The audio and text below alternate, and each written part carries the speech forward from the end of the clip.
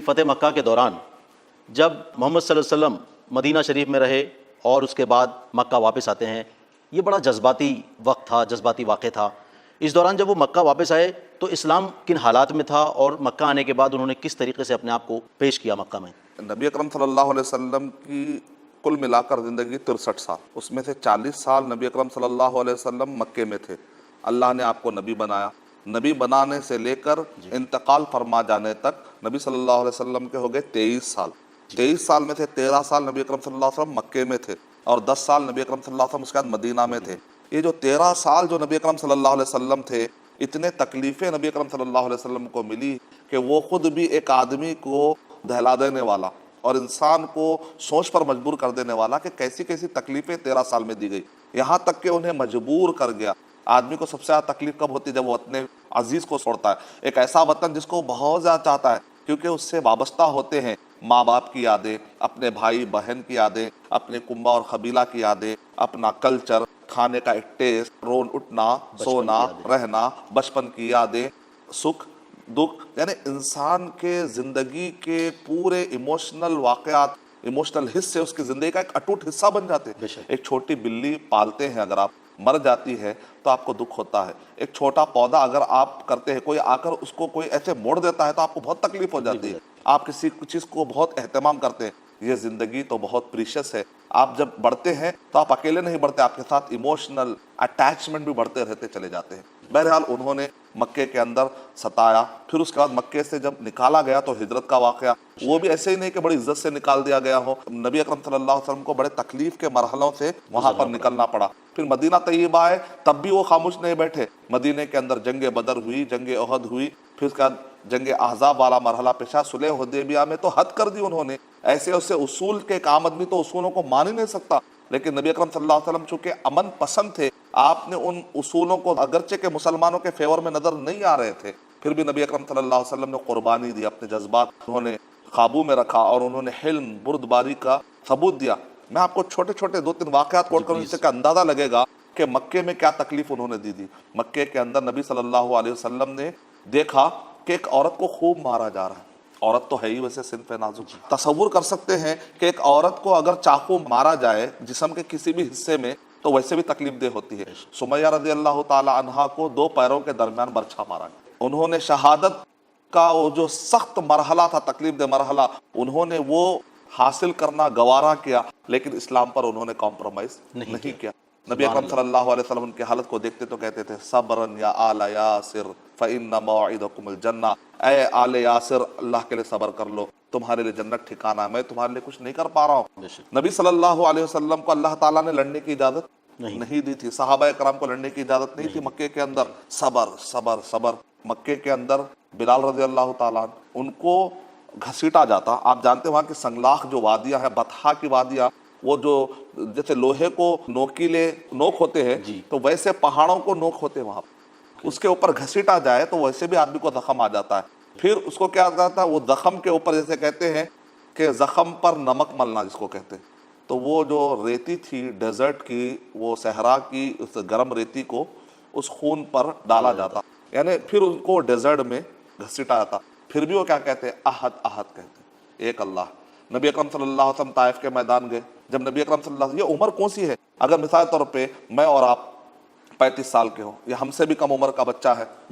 اگر کوئی بچہ ہو جس کی عمر 25 سال کی ہو، 20 سال کی ہو، تو یہ وہ عمر ہے کہ جہاں پر اگر زخم لگتے ہیں تو جلدی مندمل ہو جاتے ہیں، پیچ اپ ہو جاتے ہیں۔ نبی اکرم صلی اللہ علیہ وسلم کی عمر جب طائف کی طرف گئے 50 51 52 53، جنگ بدر جب ہوئی 54 55 56 57 58، کہاں جا رہے، بڑھاپے کی طرف جا رہے۔ یہ تو وہ عمر ہے کہ ہندوستان میں ریٹائرمنٹ کی عمر کہہ کے گھر میں بٹھا دیا جاتا ہے، گورنمنٹ آفس میں بھی اس کو قبول نہیں کیا تھا، 52 سال کی عمر میں، 54 سال کی عمر میں، 55 سال کی عمر میں، تو پھر آہستہ آہستہ تو گیا ہو۔ لیکن نبی اکرم صلی اللہ علیہ وسلم فتح مکہ کا واقعے کے بعد بھی پھر اس کے بعد نبی اکرم صلی اللہ علیہ وسلم یعنی کہ اور 2 سال جو زندہ رہے، پورے ملا کے 63 ایئرس تک بھی کیا نبی اکرم صلی اللہ علیہ وسلم حق پھیلانے میں کبھی آپ نے سستی کا مظاہرہ کیا؟ بالکل نہیں۔ کیا نبی اکرم صلی اللہ علیہ وسلم معصوموں کو اور مظلوموں کو ایسے ہی مرنے دیں گے؟ نہیں۔ نبی صلی اللہ علیہ وسلم چست تھے، ہمیشہ ظالم کا ہاتھ پکڑنے کے لیے، امن پھیلانے کے لیے، معاشرے سے دہشت گردی کو ختم کرنے کے لیے تو نبی اکرم صلی اللہ علیہ وسلم جو ایج میں طائف کی طرف گئے تھے وہ ایک بڑھاپا طاری ہونے والی ایج، اس میں نبی اکرم صلی اللہ علیہ وسلم وہاں جا رہے، پتھر آ کر لگ رہا ہو، ایک نہیں دو نہیں، اتنا کہ جسم کے ایریا پھٹ چکے ہو۔ سوال یہاں پر یہ نہیں ہے کہ اس وقت پر پتھر کتنے لگے تھے یا پتھر لگا تو کیا ہوا، وہ پتھر لگنے کے بعد وہ زخم کتنے دنوں تک تھے ہوں گے، اور وہ اتنے دنوں تک نبی صلی اللہ علیہ وسلم کی راتیں کیسے گزر رہی تھی ہوں گی، اتنے دنوں تک نبی اکرم صلی اللہ علیہ وسلم کے جسم میں جو زخم آیا تھا اس زمانے میں وہ زخموں کو کیسے علاج کیا گیا تھا ہوگا، یہ عمر میں، یہ ایج میں، وہ ڈیزرٹ میں، جبکہ علاج کا معالجہ کا کوئی ایسا خاص سسٹم نہیں تھا۔ اور نبی صلی اللہ علیہ وسلم جب واپس آئیں گے لوگ کہیں گے بھائی آپ کو مارا جا رہا تو خاندان میں، قبیلے میں کیسا فیس کیا ہوگا آپ نے، کہ وہاں جانے کی ضرورت کیا تھی، کوئی آدمی کہہ سکتا ہے، تانا دے سکتا ہے، لوگ تو ساتھ نہیں دیتے، الٹا تانا دیں گے، لیکن نبی اکرم صلی اللہ علیہ وسلم کو ان سب چیزوں کی فکر نہیں تھی، ان کو فکر تھی سامنے والے جہنم سے بچ جائے۔ ایک اورینٹلسٹ نے کیا کہا، میں نے نبی صلی اللہ علیہ وسلم کی زندگی کو پڑھا تو میں نے دیکھا کہ وہ اپنے سے زیادہ سامنے والے کا خیال رکھتے ہیں، ان کو اس بات کی فکر نہیں ہے کہ خون نکل گیا، تکلیف ہوگی، ان کو اس بات کی فکر ہے سامنے والا جہنم سے بچا کے نہیں بچا۔ تو یہ مکے کے اندر ہجرت کے دوران نبی اکرم صلی اللہ علیہ وسلم یمن کی طرف جا رہے ہیں، پھر یمن سے واپس لوٹ رہے ہیں، آپ اسٹریٹجی اپنا رہے ہیں، اس زمانے کے جو کفار قریش ہے وہ نبی صلی اللہ علیہ وسلم کا پیچھا نہ کریں، یہاں تک کہ نبی اکرم صلی اللہ علیہ وسلم مدینہ پہنچ جاتے ہیں۔ پھر جنگ بدر کے بعد جنگ احد میں ستایا گیا نبی صلی اللہ علیہ وسلم کو، جنگ احزاب میں نبی اکرم صلی اللہ علیہ وسلم اور صحابہ کے اتنے بھوکے تھے کہ مدینے کے اطراف خندقیں کھودنا تھا، تو صحابہ کرام کو بڑی مشکل ہو رہی تھی کہ خندقیں کھودے یا نہ کیسے کھودے، تو نبی اکرم صلی اللہ علیہ وسلم آگے بڑھ کے آ کے خندق کھودنا شروع کر دیتے تو پوروں میں جذبہ آ جاتا ہے، یہاں تک کہ آپ تعجب کریں گے کہ ابھی سعودی عرب میں جو بہت بڑی کمپنی، آپ کو بیچ میں روک رہا ہوں، یہ خندق کھودنے کا جو مسئلہ تھا، یہ کیا حالات تھے اس وقت جو خندق کھودنے کی ضرورت محسوس؟ نبی اکرم صلی اللہ علیہ وسلم جب مدینہ طیبہ ہجرت کر گئے، جنگ بدر ہو گئی، جنگ احد ہو گئی، تو کفار قریش نے دیکھا کہ ہم کو جیت کیوں نہیں مل رہی ہے، تو ابو سفیان نے کیا کیا، ایسا کریں گے آپ کیسے، مکہ نے، مکے کے اطراف کے جتنے قبیلے ہیں سب کو انہوں جا کر ابھارا، اس شخص نے، ابو سفیان جو بعد میں اسلام قبول کیا الحمدللہ، لیکن انہوں نے ابھارا یہاں تک کہ پورے قبیلے جمع ہو گئے، اور ان سب قبیلے والوں کو لے جا کر کہا ایسا حملہ کرو کہ مدینے کے اندر حصار کر دینا، محاصرہ کر دینا، تاکہ یہ ختم ہی ہو جائے، کوئی بچے ہی نہیں۔ تو اس زمانے کا ایک چھوٹا سا گاؤں، ایک چھوٹا سا مدینے کا ایک ایریا، اگر پورے قبیلے والے، جس کو کہتے ہیں موب حملہ، جنگ احزاب اس کو کہتے ہیں، جنگ خندق بھی اس کو کہا جاتا ہے، یعنی کہ پورے ہر قسم کے گروہ جمع ہو چکے تھے۔ قرآن مجید میں وَإِذْ زَاغَتِ الْأَبْصَارُ وَبَلَغَتِ الْقُلُوبُ الْحَنَاجِرَ وَتَظُنُّونَ بِاللَّهِ الظُّنُونَ، جب تمہارے کلیجے منہ کو آنے لگے تھے، تمہارے آنکھیں پتھرا گئی تھی، اس وقت پر کس نے تمہاری مدد کی؟ اللہ تعالیٰ قرآن مجید میں کہہ رہے ہیں، اس وقت پر صحابہ کی جو کیفیت تھی، تکلیف کی کیفیت تھی، آپ اس آیت سے سمجھ سکتے ہیں۔ تو نبی اکرم صلی اللہ علیہ وسلم نے دیکھا کہ اب یہ لوگ اتنی بڑی تعداد میں آئیں گے تو یہ تو ہم کو مار کے ختم کر دیں گے، پیس دیں گے، تو آپ نے مشورہ لیا کیا کرنا چاہیے، آگے جائیں گے تب بھی ہمارے پاس تعداد کم ہے، اگر یہیں رہ جائیں گے تب تو بڑی آسانی کے ساتھ اپنے ہی ایریا میں قبرستان بن جائے گا، کیا کریں، مشورہ کر رہے ہیں۔ جو پرشیا کے رہنے والے تھے وہ وہاں کی جنگیں دیکھ کر آئے تھے، کیونکہ پرشین امپائر میں کیا ہوتا تھا، اپنے قلعے کے باہر میں، جیسے آپ نے دیکھا ہوگا پرانے قلعوں کے باہر کیا ہوتا تھا، تالاب ہوتا ہے، پانی، ایک نہر بنا دی نہر، تاکہ لوگ آسانی سے اندر نہ آئے، پھر اور جو تالابوں میں بعض اوقات بچھو اور سانپ چھوڑ دیے جاتے،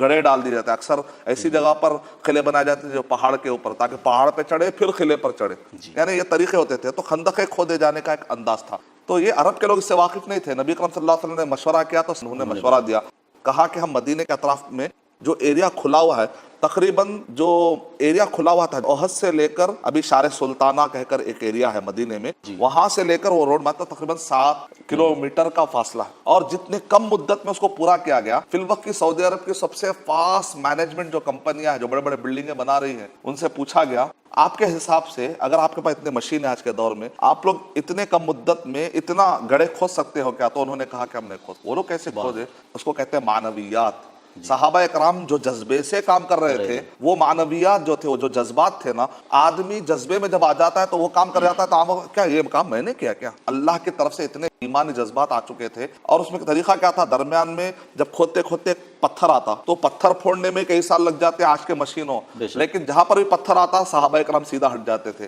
اور جا کر کہتے ہیں نبی صلی اللہ علیہ وسلم یہ پتھر ہم سے نہیں ہٹ رہا۔ نبی اکرم صلی اللہ علیہ وسلم سے ایک کدال مارتے تھے، پتھر پھوٹ کر چور چور ہو جاتا تھا، یہ اللہ تعالیٰ کی طرف سے معجزہ ہے۔ تو نبی اکرم صلی اللہ علیہ وسلم بہرحال آخری میں کفار قریش پہنچنے تک پورے گڑھے پڑ چکے تھے، ادھر کفار قریش آ کر دیکھتے ہیں کہ ان کو تو اس کا آئیڈیا ہی نہیں تھا، یہ خندق بھی کھود دیں گے، اب جائیں گے کیسا اندر، جائیں گے تو نیچے گریں گے تو اوپر سے تیر لے کے صحابہ اکرام بڑی آسانی سے مار دیں گے جب چڑھنے جائیں گے۔ آخری میں کئی دن رہے، اس کے بعد کھانا جو بھی لایا تھا انہوں نے وہ سب کا سب ختم ہو گیا. اب جو کچھ بچا کچا تھا، آندھی آئی، طوفان آئی، تو ان کے جو پکانے کے جو بھی اس زمانے میں دیگ قسم کی چیزیں تھی ان سب میں مٹی پڑ گئی. انہوں نے کہا بھاگو ادھر سے، یہ تو ممکن ہے. وہ بھی جنگ ہار گیا آخر میں. تو بہرحال جنگ احزاب کے موقع پر نبی اکرم صلی اللہ علیہ وسلم کے بارے میں آتا، صحابہ کرام کے بارے میں، کھانے کو کچھ نہیں تھا تو بھوکے رہ کر انہوں نے لیکن خندقیں کھودی. یعنی معصوموں کو، اس کو کہتے ہیں بہادر، کہ معصوموں کی حفاظت کے لیے آدمی بھوک کا بھی خیال نہ کرے. اور یہاں کتنے لوگوں کی جان بچ گئی، جو قتل و غارت ہونے والی تھی وہ بچ گئی. کتنا بڑا ہر فائدہ جنگ کے پیچھے آپ دیکھیے معصوموں کو بچانا، ظالم کے ہاتھ کو پکڑنا.